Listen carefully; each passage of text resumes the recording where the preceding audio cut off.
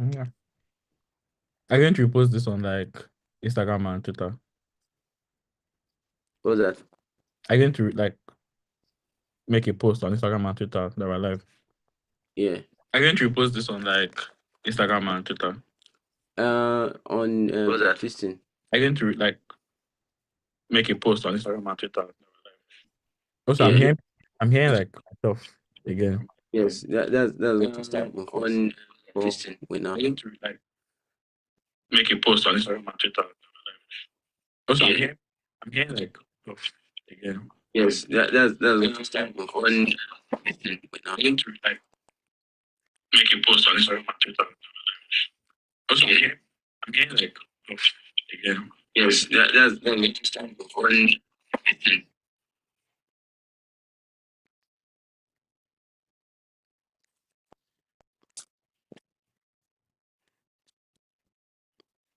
Okay, so I'm going to send it to you now, so you can check it out. So I'll drop it in your chat section.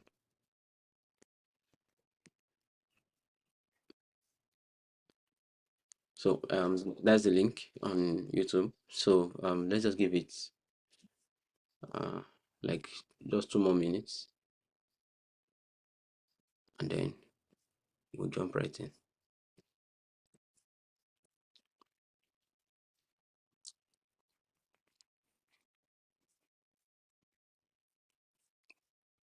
Mhm.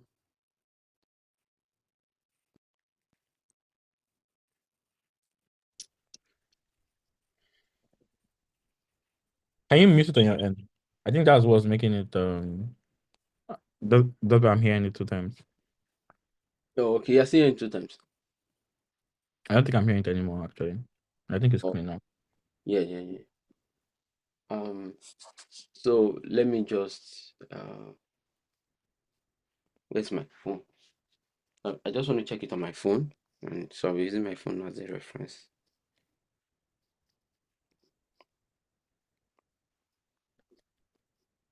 This one needs to hear English in it.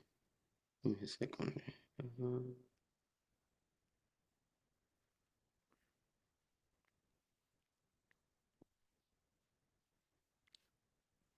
So just 1 more minute and then we start.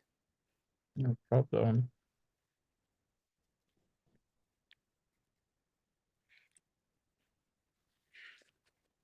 Okay, everybody, good evening. So happy to see you here again. Yeah, we took a 1 week break because we have an amazing new series that we are going to be talking about. And this series is going to be about websites. So in the last 4 classes we've talked about basically how you can get started in UX design. But now it's not just enough to get started in UX design. What you need now is you also need a portfolio. And the best way to build a portfolio is by having your own website with its own dedicated URL name. For example, if you go to adebimpeomolasho.com, you will see my portfolio there and the designs I've done, right? So this is a way to look professional when you're in the eyes of clients, when you're in the eyes of companies that you want to work for or you dream about to work for. You'll be able to send these links to them and they can look at your portfolio. So that is your first assessment in whether you'll be a good fit to work with that particular client or company. But what is very important is that you need to be able to stand out across board. And the way you can stand out across board, because not just only you, many other people are going to be competing for this kind of position, the kind of client that you would like to work with. And the way to stand out is if you have an award-winning website. And I have here with me today an amazing designer, commissioner designer. Mm-hmm. David. David is going to be taking us through how we can build an award-winning website. And why does he have the authority to do so? Because he got an award for his portfolio website, which really pushed his career in design generally. So, and that's why we've thought that we should bring this kind of person to you guys to be able to teach you and show you the practical steps and the thought process that is needed to um, get your website live and start winning big time. Okay, so we have about 16 people watching us right now. So we just wait for like 3 or 4 more people, at least minimum of 20 people, and then we are just going to jump live. But while we are doing that, David, can you please just introduce yourself? I know I do not do the best job, but you can also introduce yourself. That would be awesome. Okay. Hi guys. My name is David Ukawa. Um, some people call me Commissioner of Design. I really don't care whatever you call me. I prefer just going by David. Um, I am a designer with I think 8 years of experience. I started out working for startups in Nigeria, then some in the US. Now I'm in the UK. Awesome. And what do you say? Nice. Awesome. Awesome. I get you. Yeah, and I kind of see myself as a creative, not necessarily a I don't tie myself to one field. I also dabble in filmmaking and photography as well. So that is actually one of the reasons why my portfolio is a bit different from other people because I didn't want to do like a basic portfolio. I don't want it to be generic. So today I'll be telling you about how you can personalize your portfolio because one thing that was important to me was to make sure that my portfolio was speaking for me before I entered through a door. It's meant to be like your the first thing you show your employer that would make them consider even like talking to you further. So yeah. Awesome. That's really amazing. So I think we have the amount of people that we need now. Hmm. So um so what I think is that you aim to teach us today, maybe like a general learning guide. Okay, so I am just going to I'm going to walk you and probably show you all the steps I took. Um, Awesome. what I what I what I'm about to show you isn't like a definite way, but it's going to like you can use these same principles in creating your own personal brand. Oh, If that makes sense. yeah, that's awesome. Yeah. So, you heard guys, the next voice to be hearing throughout the program will be David. Please make sure you do a big shout out to David in the comment section, and also make sure that you ask as much questions as you have, because David is a very busy person and it's not easy for him to be here. But he felt like he should also give back to the community, and that is why he's doing specifically this just for you guys. So again, also try as much as possible to share the link with other people that you know that they are struggling with their portfolio or they need a portfolio and they need a personality in their brand. Send this link right now to them and tell them to join the link so that they can get a very good information on how to build an award-winning website. So David, you have the floor.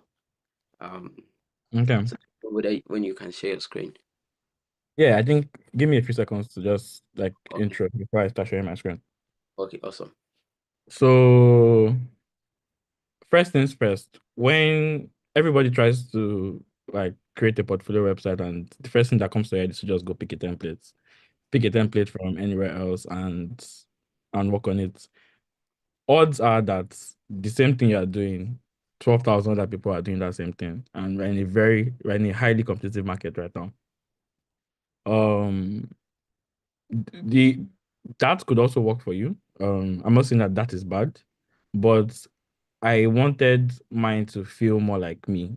I was tired of applying for jobs and saying that I wasn't a fit at a particular point in interview stage and backing out.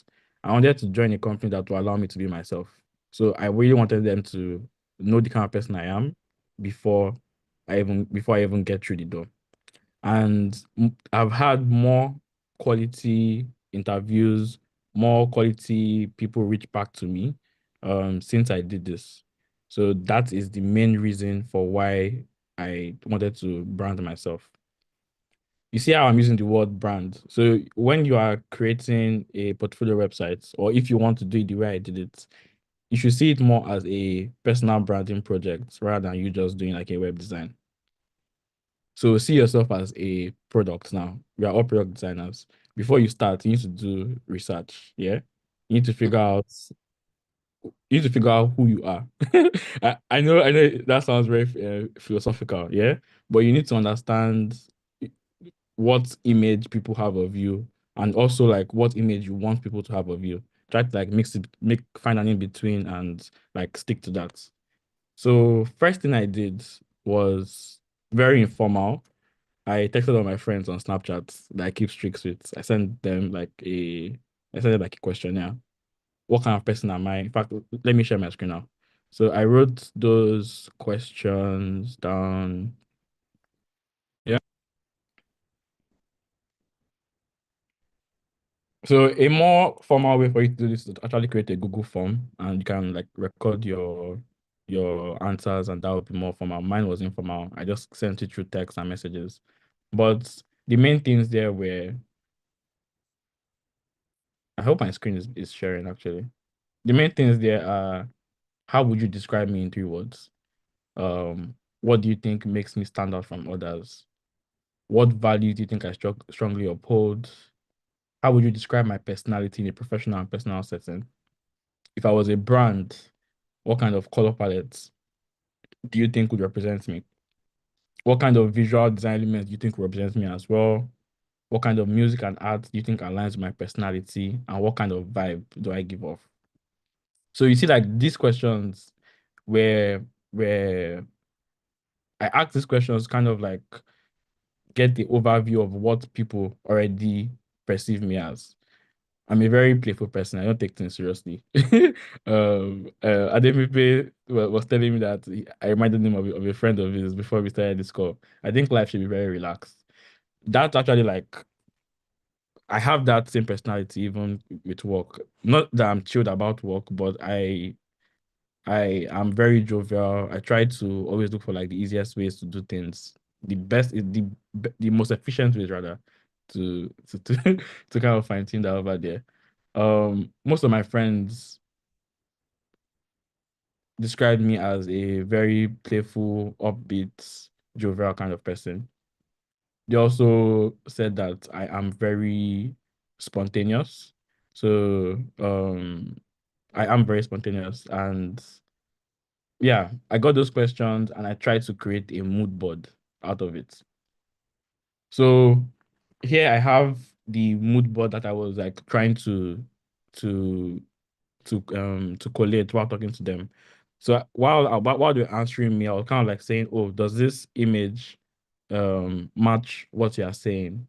So like my friends were like, "Oh, you have like this kind of fashion aesthetic," because all my clothes are actually like nudes, if you actually know me.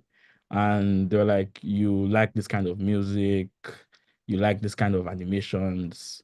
I make videos as well, so I really like things that are cinematic in this kind of treatment over here.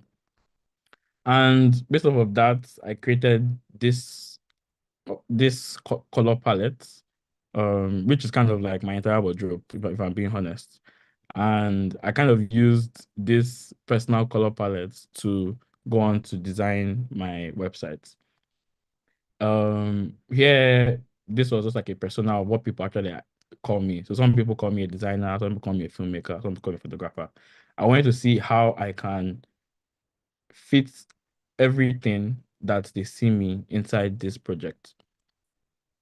Okay, so at this point, and the useful thing about creating a mood board like this is that it kind of even gives you a a mental image of where you're heading to before you get there.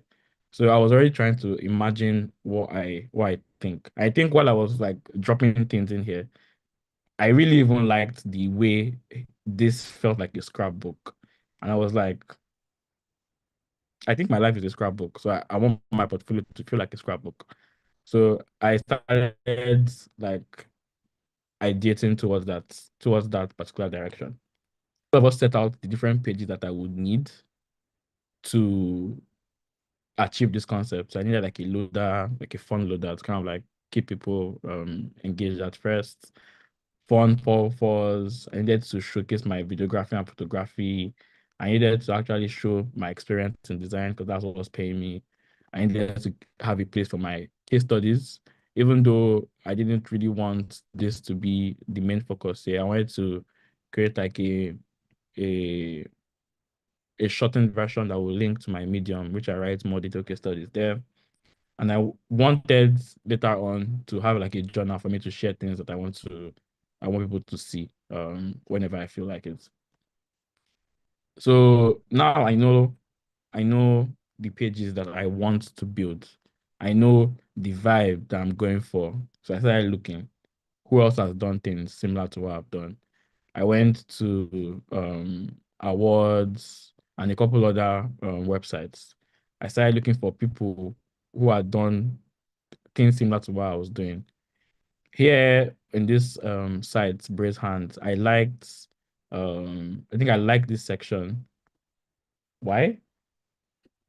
I think the way they called out the case studies. So I like this like over interaction here. I also like their color palettes. I liked the interactivity on this particular website, Self-Aware. I liked the Easter eggs that this particular website had. So an Easter egg is like when you go into a site and you're doing particular things, but you stumble upon like like mystery thing in there. I really liked the fact that it was fun and engaging. Um, and yeah, this guy had a website that was quirky. It felt like him. It felt very nerdy. This felt like we were reading a story. I really liked all these things about all these websites. So I um kind of like got screenshots of all these things that I like. I created a Figma file. I dumped them in there. I started looking at them. I created my own blank page beside it and said, okay, how can I ideate from this? So I'm going to move out of this Fig Jam and then open the Figma board. This is the final design that I landed on, but let me go to where it was rough. So in the sandbox over here. So you see that like a lot of things everywhere. I was just like dropping some things I had done in the past, even some things that I liked from certain websites like this one. It had like this paperclip thingy. And I was thinking how I can incorporate this into my own, like how can I make it feel like me?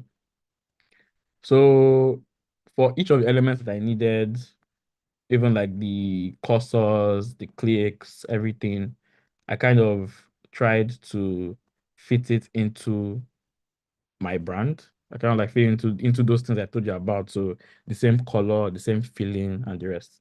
And I wanted my mind to feel like a scrapbook, as I mentioned before. So I just went up with that vibe. Um, I feel like this was like a cheat for me because if you've ever seen somebody's scrapbook, it's everywhere. There isn't really a format for it. So I was like, okay, let me just start throwing things in there. I know I want the hero section. What do I put in the hero? Let me put everything about myself in there. I drew my picture in the middle. Put a lot of things I liked. So I started thinking that, oh, this would be a good place for me to even drop some Easter eggs. So if you actually um go to my website, which I will open up now. 1 second.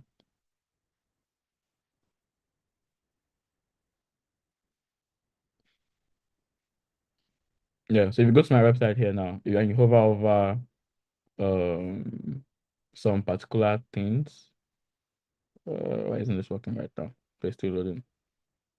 So this is still loading, but if you let me do that again. If you hover over some of the elements here, like the office, I really like the office. You would see you should see a short video show up. I guess that's a bug. I guess that's a bug. Interesting. So yeah, I did design like Easter eggs that will show up when you hover over some certain things. So for Johnny Bravo to show a short clip from like the cartoon series, for The Office to show a short video from like The Office and the rest. And I just went down to kind of just showcase myself. This section here, I was really talking about what motivates me as a designer. So I have here my true north. So I'm driven by creating things that are meaningful and solving actual real problems. And clicking on Know Me Better will actually take you to my About page, which I actually fleshed out in full detail for people to get to know me and see my experience. And I went on to list my projects. Some of the things I've worked on. I worked on this brand, Halocentric, which is a subsidiary of L'Oreal. I I worked on Ally for a creation for a company called Albertsons in the US. I did this website, California Pizza Kitchen, and some other things.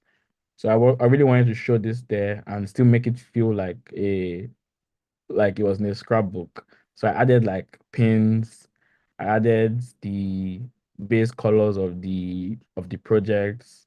I just went on with like adding like the things that I did for each of the projects under it. So here I have done like the typical designer thing about me projects, but I really wanted to still like personalize it to myself. So I started adding quotes from people I like. I really like Kanye West, even though he's a madman right now, and I might have to change it so I don't get cancelled. But I added a quote from him: "No one man should have all that power," and then started listing out the other things that I do. So here, and I think this should open a Easter egg as well. Yeah, I need to fix that. I don't know what's wrong with it. But clicking on the album cover is actually meant to like open up and show you like a video from Kanye West himself actually like doing something there. And here we have some of the videos I've made. Clicking on them will give you um some short descriptions of them and for you to view them on Instagram where I post them. Um, so here I was catering from my other side. And I also have my speaking engagements, which I put here, Lagos Startup Week, Brexit, the rest. And I have under quotes, you only live once. That's the motto. And I got some testimonials from people I've worked with, and I just stuck them there like images. So we have Marquesian, Christian Wamba, Chen, and some other people, great people I've worked with.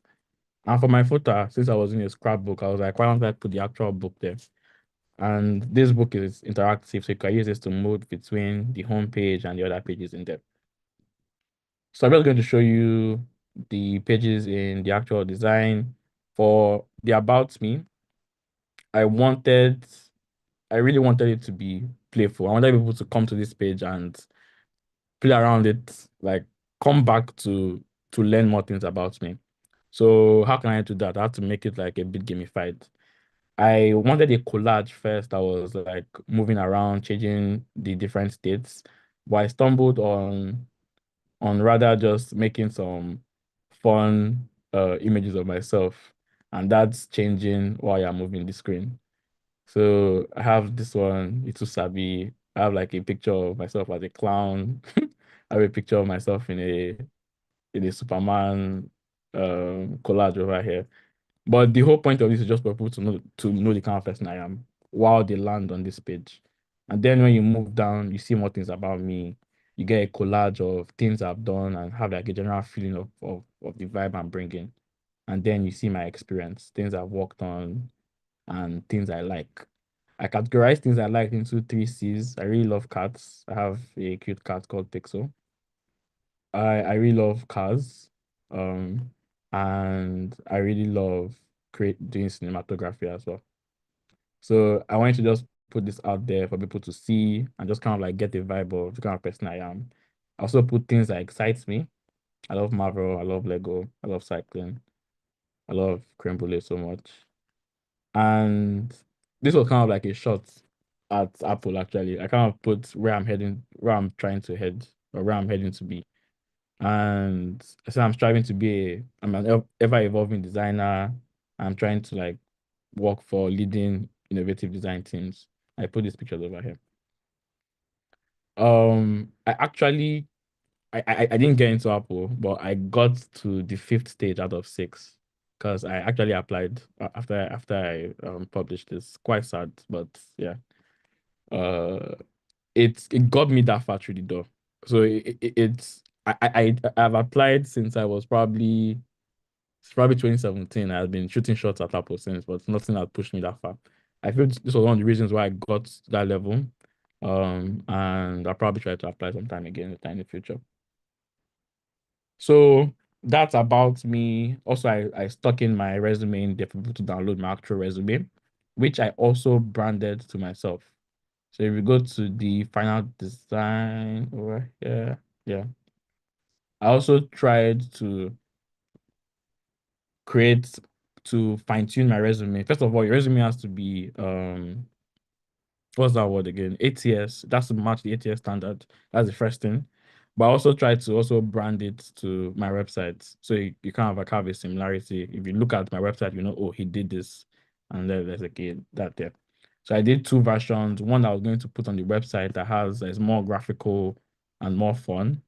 And I did one that was more simple, which I would which I would use to apply for jobs when I'm going from a link.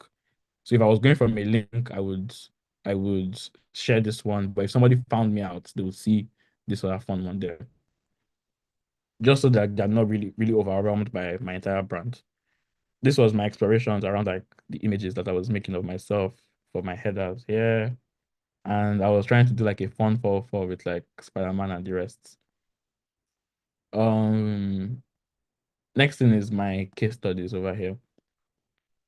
So I also didn't want to bore people with like really long case studies inside my website because I wanted them to actually like navigate and move around very easily.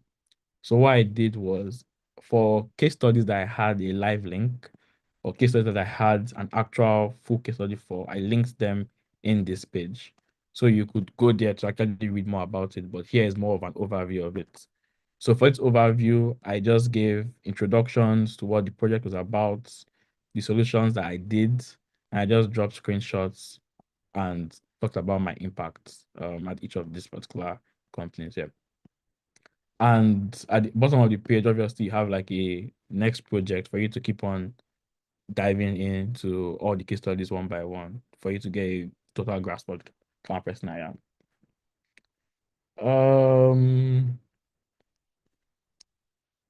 I'm going to lie if I say that I have I had it all planned out when I started, or I even have it planned out right now what I'm going to do because I plan to actually update my website every year, depending on kind of because we are ever evolving. So you should actually keep it up to date to the kind of person you are, the kind of projects you are doing, and the rest. And that is it. I think that's it for like an overview of the website and how I got to the final product, which you can view at www.commissioner.design. I think it will be easier for you to view it on your own. And then if you have questions, you could ask me. Uh, what else do I say? I'm trying to. I don't know what else to do. Does anybody have any questions on anything I did or any of my thought processes, so I could answer that for you guys?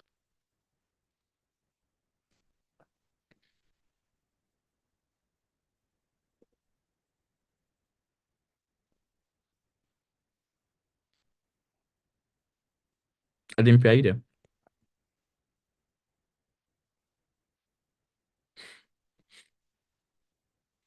Okay. I guess I'm Yes, just going. Okay. yes, I'm here. Yeah, I'm just trying to check whether people have made comments. So just give me a moment. I think Toyib said he has a question. Oh, okay.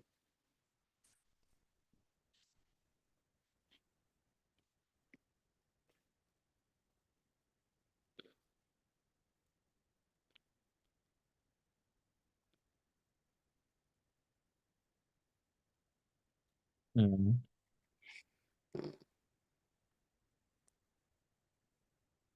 It was quite an interesting experience because yeah, Sandy Thomas said this speaks perspective and creativity, but it looks busy and choked. So it depends on what idea you have of a portfolio. I didn't want to be conventional. I really wanted to let myself be free because I hate working for people that don't allow me to express my creativity. It's kind of like a it's kind of like a filter. You either like it or you hate it. If you like it, you're the kind of person that I want. If you hate it, that's fine as well. But I probably wouldn't be able to work for you. And that was kind of like my thinking. I really wanted to just go all out with things that I like. Uh, Um, so Francis said, how can you be more creatively free like this as a UI UX designer? so you mean like how can you be creative working in an organization? Is that what it means? No, no. So for example, like you're able to explore this, right? So Yeah. like how do you have that confidence in yourself to try to go with this kind of pattern of design? Okay, so why did I so this might also be like a point of privilege as well. I'm actually not looking for a job, and I wasn't looking for a job while I was doing this. I was just trying to create a brand for myself. I Branding myself was more important for me than any other thing. I just wanted to have like an online identity that I can always fall back to, and I can use as like a building block for any other thing I want to do. I have a YouTube channel as well. It kind of follows the same format. I make videos on Instagram. They kind of have like the same tints in the hue of all the videos. Mhm. So that was really what like drove me into like this direction. No, that makes sense. So, Toy said, have you ever come across a client who says your works are complicated? How do you cope with that? If you have, I've ever come across. So again, there are so this is my portfolio website. But if you hmm go to my actual profile, my actual projects, I actually hate clutter. Probably the most minimal designer that I know. I probably wouldn't put anything inside a page if it's not useful. This is a product that I worked on called Grain. It's used for transcribing meetings. Um, this is another product that I worked on called California Pizza Kitchen. As you can see, it's very big and bold. Um, I don't think in an actual product sense, if you're actually doing things that you're going to sell, you probably shouldn't clutter the design. But if your brand needs it, you can add that in, if you get what I mean. And I needed that for my brand to show the scrapbook idea that I was trying to show. oh, that makes sense. That makes sense. So, you talked about your style, right? So, what influenced you in choosing your fonts, and what type of font did you use to achieve this storytelling? Because I noticed that like there's like animation going on with the Yeah, font and not like it's that. So, actually what it's picked up? actually like 8 or 10 different fonts.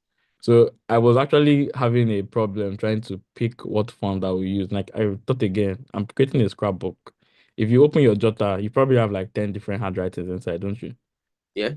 Yeah, and same thing with me with my ADHD. I don't write in the same way in one way. So I was like, why don't I just make the fonts evolve? So you see, I have three for my name, and this kind of like where's it again? Uh, this kind of like moves between all. Sorry. This kind of like moves between different fonts, even the loader and my name as well. Oh, okay. Yeah, that makes sense. That makes sense. So, But yeah, yeah, but but I did that for only the titles. For but actual things I wanted people to read, I stuck to one particular font style, just one that was very clean. I think that was Inter. Yeah, oh, okay. yeah. I think this is like a two-in-one question. So, how can I position my portfolio to attract clients or get global opportunities? If you're primarily a designer, I wouldn't say like go all out and create like do a scrapbook design kind of like I did here, unless you feel like that is your brand identity. But you should try to put your project as the forefront of of what you're showing. That's the first thing people want to see when they come into your website as a designer. They want to they want to see how you think. Most of the portfolios that I see are from designers applying for jobs, like at companies that have people have even interviewed. It's mostly visual first. There isn't like any, there isn't, if there is any write-up, it feels very generic. It feels like almost every page is the same. Mm-hmm. People want to see the impacts you can add for them. So you just really have to just show that impact. If it means you like getting all the numbers you can first before you actually even create the website, get all the metrics you can put and try to even design around those metrics to make sure that those are what people see. That Mm-hmm. oh, you drove this business into like raising $10 million. Mm-hmm. You got this client from 50 customers to 2,000. That's what they really want to know. And they want to see if you can actually solve real life problems. So Yeah, makes sense. actually like pushing things that are live that people can actually go and test are things that are also very important. Yeah, that makes sense. Like, because I understand that having a portfolio that showcases you in that light can be a little bit difficult. But if your case studies sells the point, and I'll mind you, for the benefit of people also listening, like when you're writing your case study, there are three things that should come when you're writing your case study. So the first one is you want to give an overview introduction, very important. And again, there's something that I learned from someone very early in my career, is that when you are doing anything in life, you need to always start with the end in mind. So same thing with your portfolio. You also have to start your case studies. You have to start with the end in mind, right? And what that end simply means is that what David has said already is that know your impact even before you start writing anything you want to write at all, because there are one too many things that you want to talk about that went on in your project. And let me give you a quick example. Say you worked on a which kind of app can I say that? Okay, you worked on Facebook now, right? Facebook has so many features, like way too many features. And there's no way you can say you want to sit down and say, let's say for example now you're working with a basic startup who will need you to work on many of these basic features, right? Just to entice users and iterate very quickly. So even at some point it becomes very difficult for you to like easily itemize where exactly you worked on. For me, my hack is this. I look at, okay, what were the impact I made? Did I make them money? Did I make them growth? Did I focus on returning users, or did I increase the active usage of the platform? And then I'm going to ask myself, like, what were the actual drivers of the active usage of the platform? Many a times I found out that it was probably one or two features, right? That did that. For example, there's a company I worked in the last year, and we had this button that we created, just a simple button. But that button it just does it, like it just perform magic. And the title of the button we gave was surprise me. Like it practically surprises you. So it's more like it creates content for you, right? So it first asks you a couple of questions about your personality, what you like, what your brand is, and all like that, right? And initially we usually have like probably like active usage is probably like for an average user, right? Maybe they come in like once in 3 days, once in 4 days. But now every day they hit surprise me. So you can see that that already now is a very interesting metric. So we were able to move a average usage from once in 3 days to every day, right? Where the button actually surprises them with creating tailored content as well as sampled pictures that works, like that just works, right? But in a more naked way, it's just going to be like it's just a ChatGPT wrapper. Do you get it? Like it's just a ChatGPT wrapper. The only difference is you don't have to type anything, you just click a single button and it just works. So that way is one of the ways you can like sell the metric. But if I had gone ahead to say, oh, okay, so what do I want to write about in my case study? You start guessing and guessing and guessing, and before you know it, you will not have anything, or you just be saying irrelevant things. So when you Mhm. have that Okay, in mind, the usual thing people do. I did research. I did yeah, project. I think you There's said everybody like at this point that we are in 2025, everybody knows what the base design process is like. exactly. You want to try to show your impact more than that, if that makes sense. Yeah, so like what one thing I pick from what you just said is that you always have to stand out. And the way you stand out is your communication. How do you communicate yourself to other people, right? So for example, now with what David has here, he communicated his brand as a quirky, funny, yet serious kind of person who is actually interested in doing actual fine work for fine people. So it's like his message is very, very clear for that. And again, I know we are always backtracking back to case studies, but because like um I think David, you should talk more about like, okay, what are the rudiments that goes into a portfolio website so that they have like a clearer picture, and then you can now talk about like what are the essential breakdowns that you need to give a recruiter or a client, right, a sense of like, oh, I actually know this stuff, right, through your case studies. Okay. So first thing, anatomy of a good portfolio site, and then of a case study. Yeah. Mm-hmm. Um.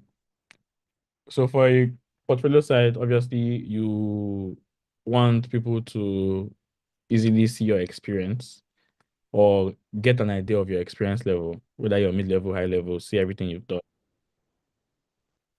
You did you just start recording the corner? Yes, I You just totally you forgot. Oh, you no worries, we are good. We have YouTube. It's on YouTube. There's no even need. There's YouTube. Let me stop okay. it. So your projects, your experience level, your projects on a high level, um, your experience, yeah, and that's basically it mostly. People really just want to just see your impacts. So like on your portfolio website, those are the main things that you should focus on. Your experience, impact, and your projects. Yeah, that's On the case studies themselves. So that's not even this page really, because my case studies are not on this page. These are just overviews. They are actually on Medium. What people want, or what I've seen lately that most recruiters want to see is you can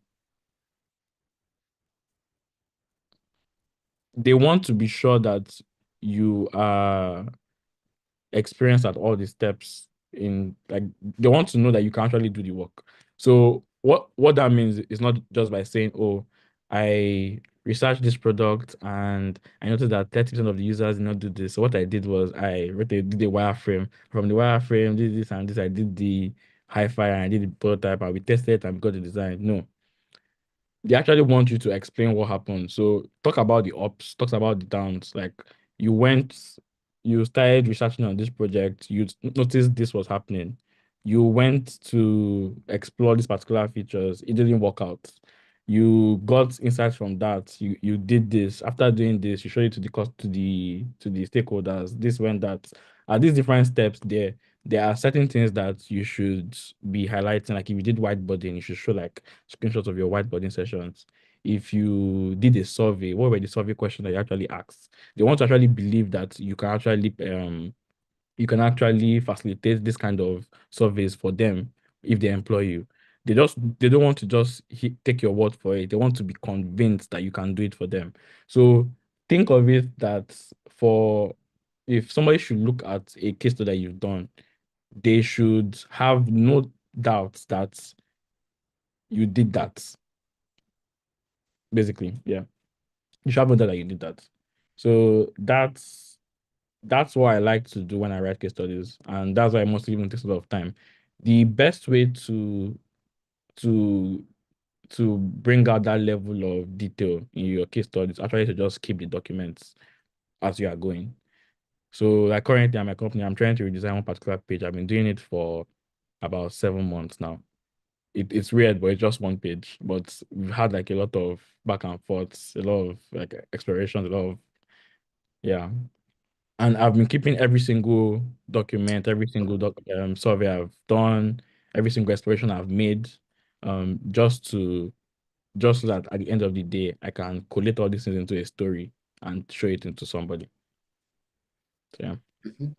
Yeah, that totally makes sense. So I think this already answers. What do you advise should or what is your advice? What your advice should be as the main focus for junior designers in portfolio to showcase their current skill? So I think that answers that. Ambibola Samson did not craft that well. Sorry about the way I tried to make sense out of it. So but basically, let me just give a quick summary again based on what David has said, is that as a junior designer, first thing first is you want to get as much projects on your belt as possible. So let me give you an example. What I did personally was, David, you're going to share your experience too, like as a junior designer. Yeah. Mm-hmm.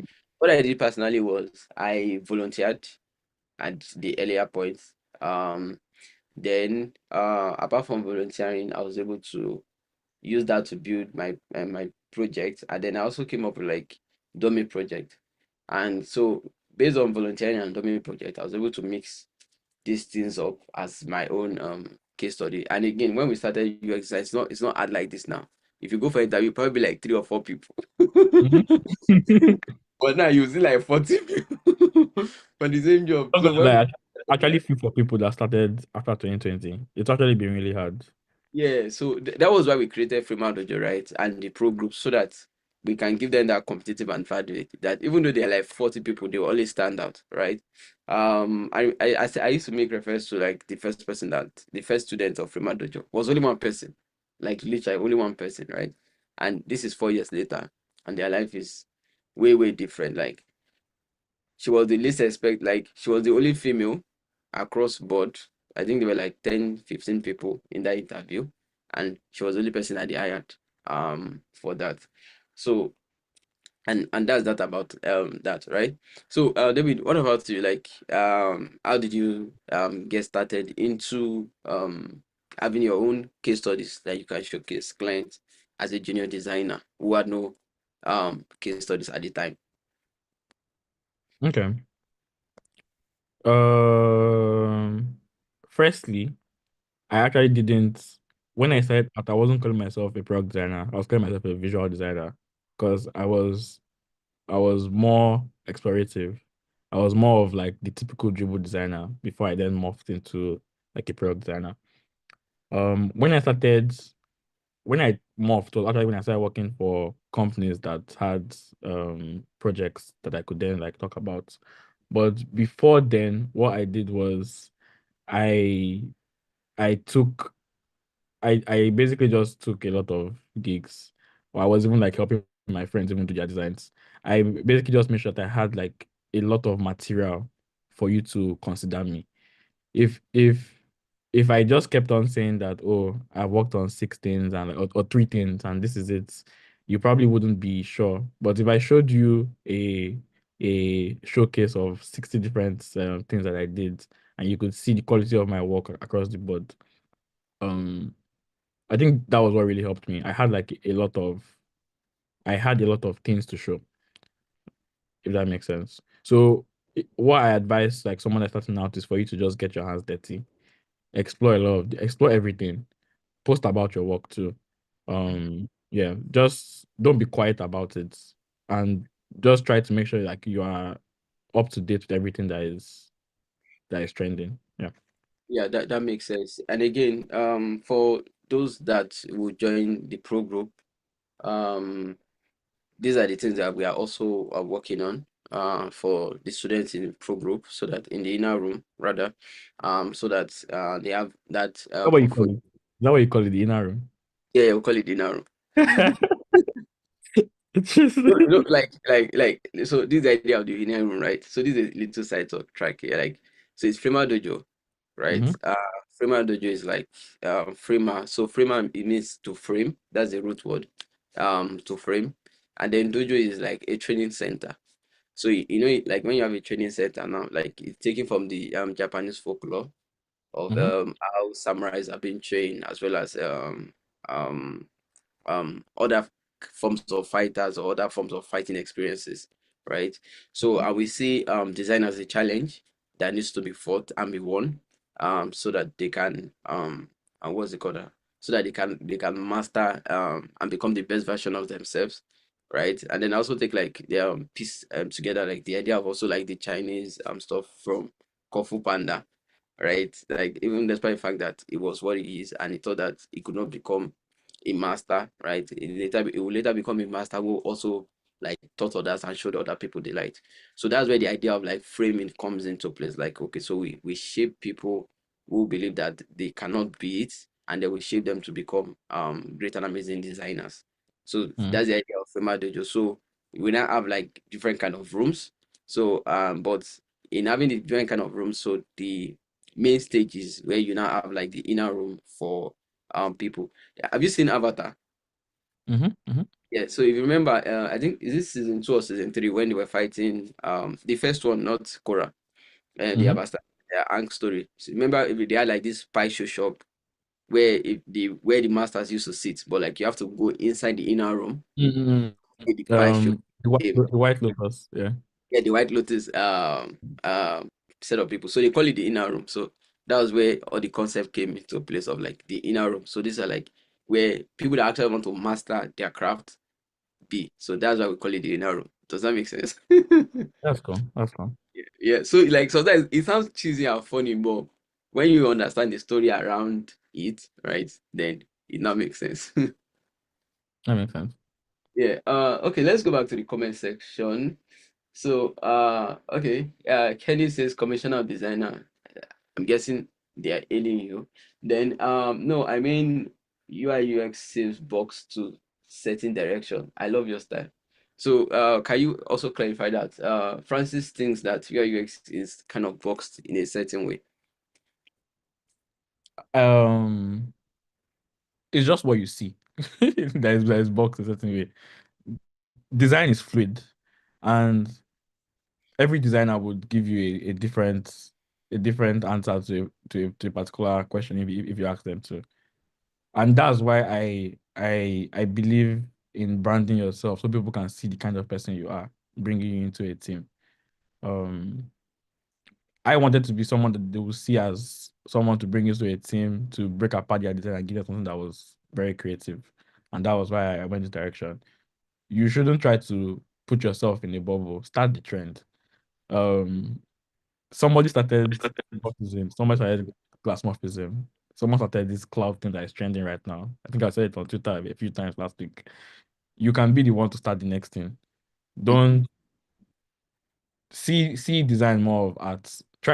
Don't try to let go of what now. Let me not gonna tell you to let go of everything you know about design, but try to give yourself freedom. Like at the end of the day, we're artists. The reason why AI would take some time to push us apart is because of we aren't systematic with the way we do our work. We aren't like programmers that everything they do is if else this that. We are more fluid. We bring our personality into everything that we do. So you should try as much as possible to see design in that light. Okay, so Faduga said, for someone with no real experience, what are you to add to your portfolio? Then you do exploration now. Exactly. What are you doing with your as you don't have experience? You have to show them that they can take a chance on you. Exactly. Exactly.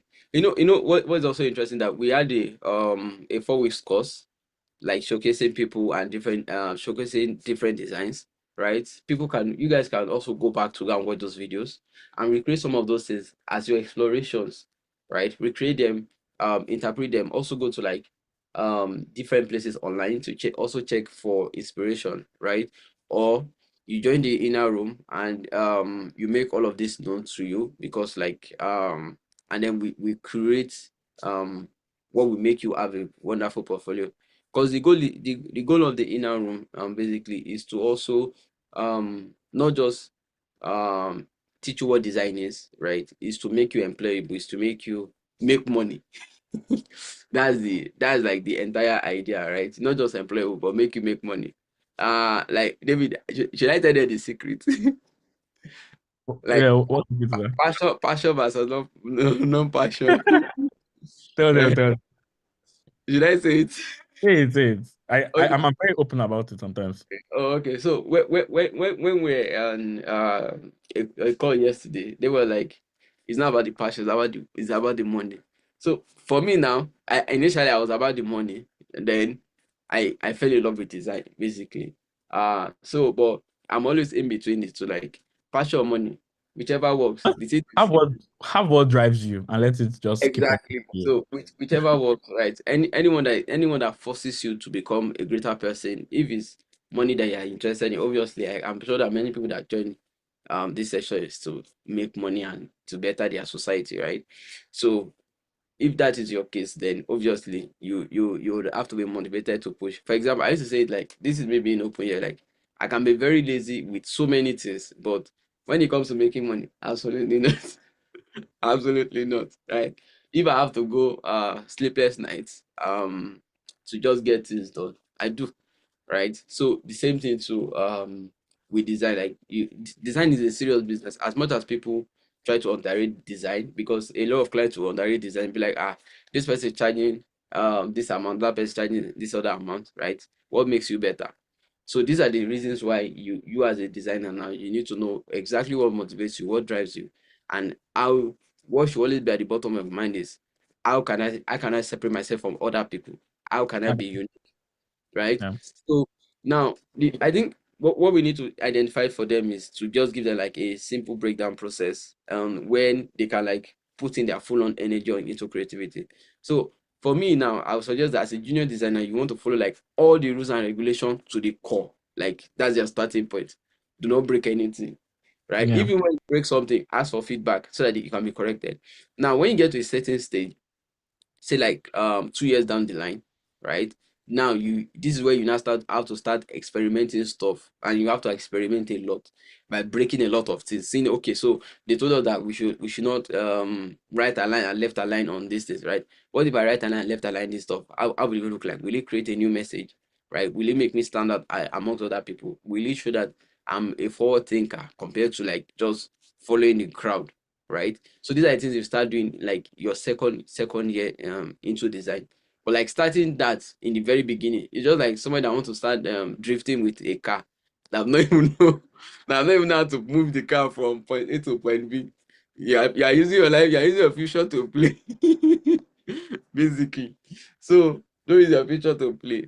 So that is the idea. So you want to make sure that everything is in place, and then once you fully understood it and you're fully grasped it, like again, another thing is as a really experienced designer, even if you are 5 years into the design, you are not yet a senior. Like you can be promoted in your company as a senior, like but you are not yet a senior. You probably need like 8, 9, 10 years to even say, okay, now you want to start calling yourself a senior. And the reason is because it's not because of this, because of like the amount of information you need to consume as a designer before you Let, can even like let guess. me add, let me add to that point. I have even like said this on Twitter before that one of my biggest regrets in my career Mhm. was I I joined like a US startup where I was the only designer, and I was there for like 3 years. I kept on being a sole designer in all the places I was at when I was early on in my career.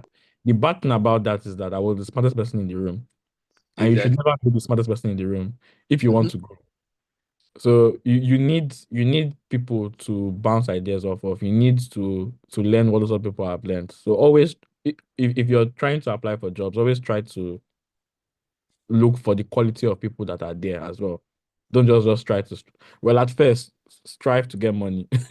But like once you've gotten to that stable point where you actually now want to grow, then you should try to look for places where you can see yourself improving as a designer. Oh, okay. So let's have this Sandy Thomas question. You say in all honesty, I like the freedom and creativity in this. It shows confidence, but getting client with this level of creativity for a startup like us, how do we tackle that? So but getting clients with this level of creativity, I think that's where it even shines. I've never worked for a company that isn't like a small scale startup. Startups want to stand out. It- it- Um you know, my own advice here is that if you want to be crazy, or if you want to be if you want to even make it more interesting, you can do two portfolios, right? And be yeah. like, so this is my normal human being self. I actually was thinking And about this is doing my crazy one. self as a designer. But like these are the two hands you get from me, and then you push it to them, right? Yeah. So if you show them those two, they'll say this person is actually it's for example now, for the longest time, how you know that I'm the one that design stuff is that you are always seeing vibrant colors in my works, like all my works. If you gotta check my portfolio website, like always vibrant colors, right? But this year, I was like, you know what? A lot of people already know me too much for vibrant. Now that I'm becoming more senior, I need to start. Before I was looking for like attention and all, but now I want to like just chill a bit. Life is not that hard. Like let's just go minimal. And I dropped one or two designs on the minimal side of it, and people were like, is this the same person that designed this or that one? I said, of course, right? And I went minimal with that. Doesn't change my personality, right? Just shows the client that, okay, do you want vibrant or do you want minimal and do you want chaotic, right? So any of those three, we are good to go. Like basically, and the thing is, that's another thing about creativity is that one thing I've learned out of creativity is that you should always have a keyword.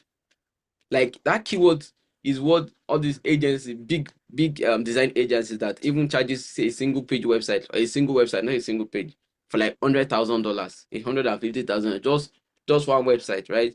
And for example, now if you look at the entire vibe of David website now, it's just one word, right? Chaos. And in that chaos now, there's always light at the end of the tunnel, and that's why like you are able to get it, like you're able to get a personality out of it. There was one website I was looking at recently, and then everything I noticed is that it was all about noise. Like that was the bottom line, was noise. And what was it talking about? It was just trying to showcase how New York can be very busy and bustling, right? And that was just like the bottom line, noise. If you go to my website now, you check it, you see that the only bottom line is just one word: vibrance. So let's give your, and the idea was like, well, I want to give people's products life, because, and that's why sometimes it feels like this kind of law of attraction, right? So that's why most of the time, most of the projects I've ever gotten are usually, are they please, our former designer did a very shitty job. We want you to give our product life, right? And because that's what is my portfolio, basically. Like I give you project life. So I take people dead design and bad experiences to amazing designs to very good experiences. And that's why I even had to like quickly learn design system. And then I had to tweak what design system is into my own style, right? Because the problem with a lot of design systems that I've noticed is that they are built for enterprise platform. They are not built for simple platforms. So a lot of people just copy they just copy and paste enterprise level kind of design system for just a one single product. Like it's not as if you're having like you have like two product, three product, or four product. Like it's just one single product, and then you are using enterprise level of design, right, to build a single product. Like that's just crazy. So I had to like recreate what an actual design system is, not as a style guide, but as a growing product. But and then also like you can easily like create a style guide out of the kind of design system I create, right? And one of the impact I've had was like I've seen a company grow from $6 million to double that in just a space of a year, just by adjusting their design system. Like it's crazy, some crazy stuff right there. But these are things that are possible. Um, yeah. on So on that on that topic, even one of my projects, Albertsons, mm, is Albertsons in Canada? no, not that I know of. It may be, I may not know. I, I think it's only in the US. So Albertsons is like a grocery chain, yeah, and they have Oh, like 20 different stores under them. that's So insane I stuff. needed to actually create a design system, one design system that would morph across all their entire brands. Yeah. And I had to do that from scratch. You get what I mean? How many years did you use? It was probably like 6 months actually. I was one at Exactly. an Like agency. that's the range. Did Yeah. you work with like other teams or only you? I worked in a team, so like three designers. Exactly. But like because it takes like six to 7 months to get it done. It's crazy. Like there's one closely project I'm working on for one of the biggest churches. And it's it's like it is still stuff, right? Very, very still stuff because like they have so many branches and everything has to work across, right? So the idea of like a brand guide, but like they are now also trying to go into products and building sustainable product that members can use, right? And it's also crazy stuff. Like when the overall head of design reached out to us like Ade, we need this thing done like in 2 weeks. Man, I'm like, I love God and everything, but they play. That's not possible. I'm like they play. I'm like 6 months we still dey we we are still there. So let's come back from let's leave design system alone because this is not design system program. What is the most common mistake you see designers do in their portfolios?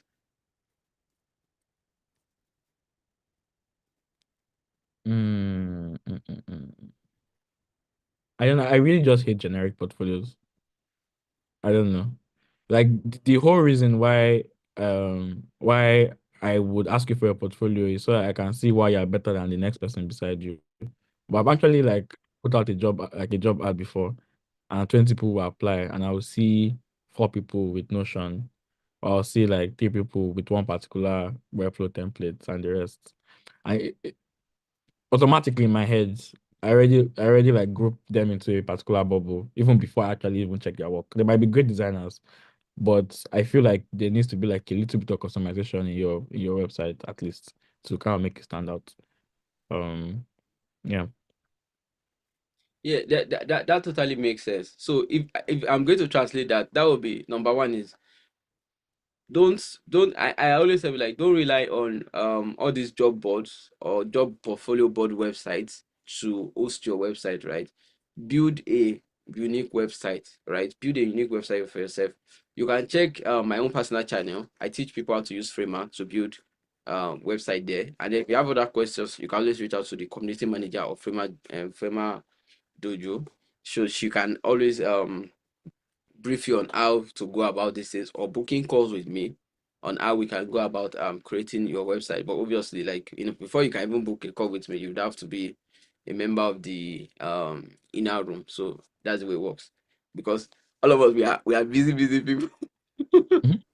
So we always want to allocate our time to people that we know that they are very, very serious and they take their time seriously and they are really very important about building whatever they want to build, right? So that's the first thing. Like you want to have a customized website, and please, when you're having your customized website, let it carry your name. So for example, now it could be www.davidokawa, right?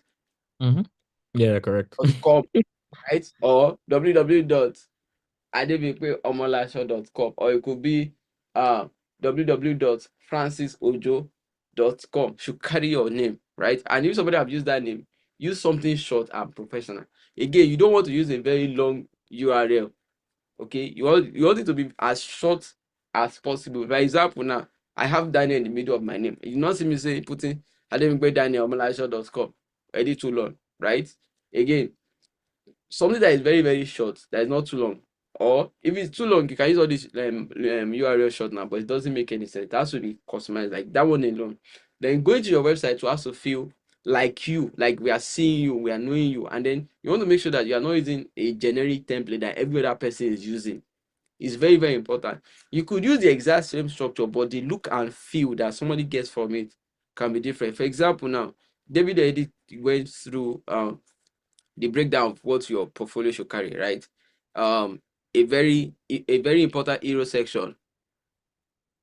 So a Mhm. very important hero section that somebody that will attract someone, right, to your to want to even buy into you. So for example, now don't say like if you are going to talk about yourself later in the page, right?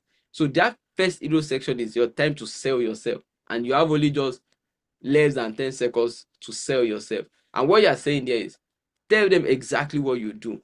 And don't say it in the sense of like, what's the idea now? Don't say in the sense of like, I am a designer based in Lagos. I can help you to build websites, mobile apps, and end it there. Don't do that. Take that out of the way. That's why David said something. He said, do your research first, right? You're not just researching about only yourself, you're also researching about the kind of people that you like to work with. And then you now need to ask yourself this question: what are the kind of people I would like to work with? Are they clients? What are the client problems, right? And then you want to state that client problem there. I learned this trick from a real estate, no, like an insurance salesperson. He said, never ever sell the benefits. I'm not saying you should not sell the benefit. You always want to sell the benefit in later parts of your website, but you always want to start with the risk first. Once you have the risk spelled out, you'll be able to easily sell it. So for example, now I can go ahead and say, stop losing customers because of your bad app, right? And then I can go to ChatGPT and refine it. This is what I do now. I can help you to fix whatever is making you lose customers today. Hit me up right now. So that way, like this now, you are able to have a stronger presence, a stronger call to action. And then now when somebody say, okay, this is what this person is doing. Now I get it from this point, because mind you, many times when some people go through your link and everything, they are not an expert. They don't even know what UI UX is. Do you understand? Because sometimes they don't even know what UI UX is. It's you that have to start, now go ahead about and educate them. So you always have to have that at the back of your mind. But if there are people that didn't know what UI UX is, then your kind of message too is going to be different. So you always want to know who exactly are you talking to, and then spell that out in your hero section. And then the next step now is you just want to give a brief overview about you, right? And then the next step is you want to quickly jump into your case studies. Even sometimes I advise that you can always put your about you like maybe later, right? Then just list your case studies, right? So that they can say, okay, so these are things I've done. And then afterwards, you want to give testimonials, right? Because even the case studies is also a form of testimonials, right? So you also want to show testimonials, like you can see also in David's work, where you show like there are different testimonials of different people, different solid people in the in the world, from different parts of the world that already work with him. People are now would have been more interested in working with this with David, rather than having what's it called now? Rather than having to say I want to do I want to work with somebody that I didn't even see any testimonial from, or what they've done in time past, right? So these are the things that you want to have spelled out, because once you have all of these things spelled out now, then you can now go into like a more solid call to action. Okay, let's talk, let's work today, right? Let's build out your dream project today, whatever call to action. And again, make sure that your call to action has email, because sometimes I'll see some people, they will do all this redirect. For example, my computer used to block any form of redirect, like any form. So I'll see like some people say, let's talk, and then you click on the button, it will redirect to like your email directly. Me Mm. now, my computer is blocked for all those kind of things. So imagine you already lost the client like that because of. So what you want to always do is that apart from having that, you also want to have a form that people can fill easily, or Yeah. just drop your email so that they can like directly sync up or link up with you. So these are very, very important stuff that you can do to avoid making crazy mistakes in your. I actually got a client last month just by doing that. So when I launched my website at first, I had like it was a link to my email, but Mhm. I I checked like my Google stats, and I saw that I had like a lot of Love visitors, but visitors. nobody was converting. Nobody converted Yeah, exactly. so I didn't change to a form. I get a lot of spam. Like in a day, I get like four random spam emails from people in Russia. But Okay, once in a while, you probably see someone that saw your website somewhere and then reached out back to you. exactly. So you can see that these are the things that David is showing us, that these are not like, they are not just theory, they are practical stuff that you can do today to making sure that you have a solid website. If I were you, I'll come back to this very video when I'm building my portfolio, right? And go through all the conversations we had, right? Itemize it, or even a better cheat is you can literally take our transcripts, right? And then put it on ChatGPT to spell out all the important points we've had in this class, um so that you can use it to what, improve your portfolio. Again, if you like us to like review your portfolio and focus more energy into like see your portfolio and what it is and what it's supposed to be, you need to be in the now. So next question. Okay, so I think Tori, yes. I think we can take the one from Deborah, and that probably be my last one for the night. Oh, okay, yeah, yeah. So where do you see clients, or how do you get? I think that's very important. But most people want to know how do you see companies? Yeah. Yeah. Um. So at first, how I got like my first clients, then I'm sure everybody has told you this, that you should put your work out there, but that was actually the truth.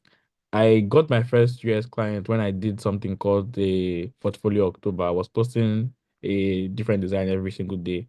And it wasn't just like I wasn't posting random screenshots. I was explaining, like, solving different problems for 30 days. And I was posting it on LinkedIn. And a creative director from an agency just reached back out to me and told me that would I like to work for them, and they just linked me with their recruiter. I didn't do like the formal like interviews. I just joined the company. Most of the other jobs I've gotten have been from recommendations from people that I ended up working with. Um, push out good work. If when you finally get to put out good work, when you finally get to work, good work speaks for you and brings more work back. Um, it's also a numbers game. I've kind of realized that, like, think about it as like stats. If you apply for 1 million jobs, unless God hates you, you get one. So even if you're actually bad, like it's even like you can't be that, you can't be one divided by 1 million bad. Do you understand? So try to. I was on like 20 different job boards. I was on Brain Trust. I was on TopTal. I was on ju- yeah. I was on all those different job boards, and I was trying to like sell myself everywhere I could. Mm-hmm. So making sure that you put in the work. It's not easy. Like nobody that you see right now that is successful had a handoff from anybody. They actually put in the work to get where they got to. So just keep on doing that. And that makes sense. So let me take this last question and then we'll call it a close. Um um but before that, right now we are presently doing the 90 days content challenge to help Mm. designers post their work every day, and we also like in the community, and we also like engage them to we also engage their posts while they engage ours too. So we are trying to do that challenge. So Abimbola Samson question. So, do you feel we should specialize in a particular niche as someone with multiple interests, such as web designing, mobile designing, SaaS, or what do you think? So let me just take that. Yeah. So the thing is, when you are starting out, you always want to start out as a generalist. The idea is that you want to get as much information as possible to enrich your mind first, and then when you notice that you are getting a kind of particular client, then you want to lean in towards that, right?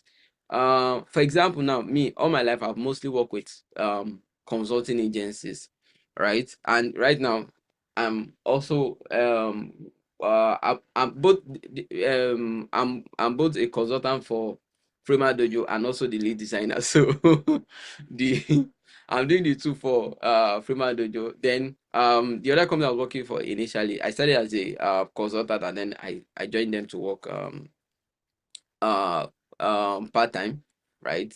Even though the part-time felt like kind of working long hours and so on and so forth for the same pay of part-time anyways. Design is crazy stuff. So and that's what I did. But today now I'm a web designer, I'm a mobile designer. I also build software as a service product. I also do AI related product, right? Even before a lot of designers started jumping into like AI related product, I think I'm one of the first set of people that have been building systems around that, right? To making sure that okay, AI is more approachable. There's a lot of affordances and there's a lot of thought process into how the AI also responds to you as a user. Because right now everybody's getting frustrated with like writing prompts and making sure that the AI behaves the way they want to. So these are the kind of problems we are trying to solve. And I think the community manager also mentioned that we are also having a class coming up shortly that was strictly around AI. It's going to be a 4-part series. Sometime in I think we are starting in April. So that 4-part series now is going to be very, very interesting. You are going to learn anything and everything on how to use AI and how to use AI for free and how to also make sure it works for you. So for people that cannot afford to pay for ChatGPT, Perplexity, Cloud, DeepSeek, and so on and so forth, we'll be teaching you how you can leverage AI for free to even to write code, to build your own website, to do your design for you, so you don't have to do any design, to also give you Mm. feedback on the I will design. not join the class like this.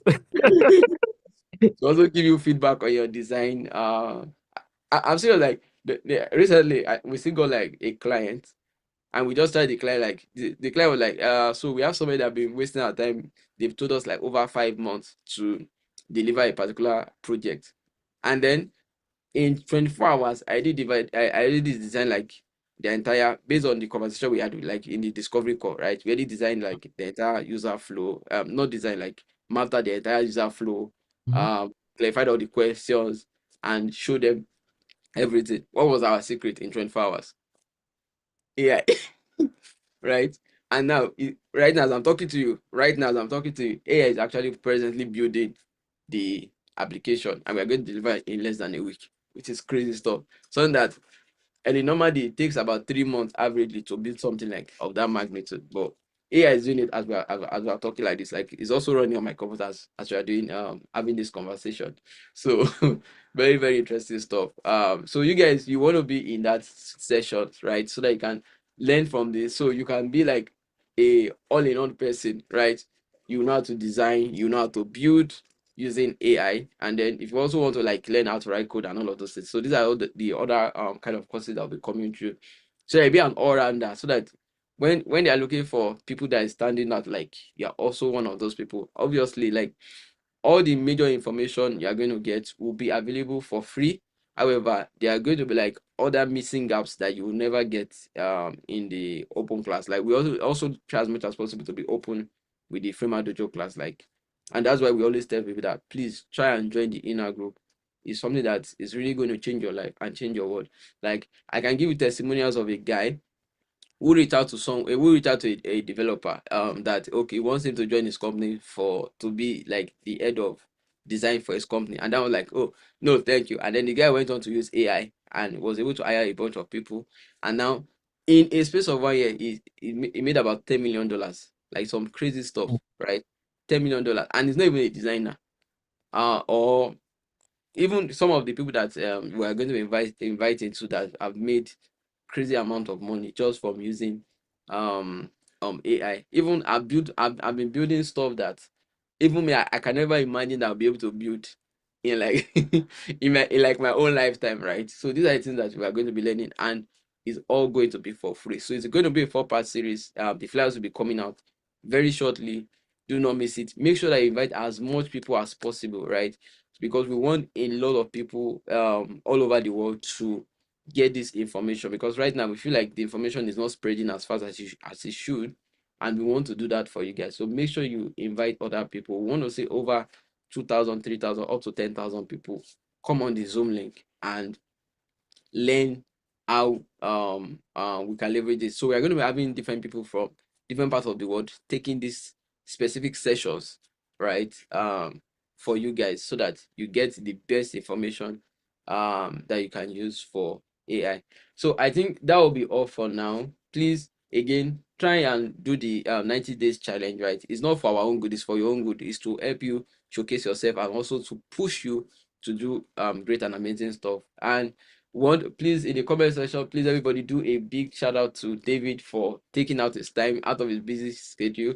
And David, we are so grateful that you're able to take out of your busy schedule to do this stuff. Like we really appreciate you, and we know that you are going to do even more and greater stuff in the future. So do you have any last words for your guys for today? Maybe motivational quote, whatever. I'm not a motivational person. Okay, I no, don't, it's not a motivational person, you guys. okay, put in the work, man. Put in the work and make money. I don't All know. right. So you have it from David. Put in the work and make money. So until later, cheers. All right.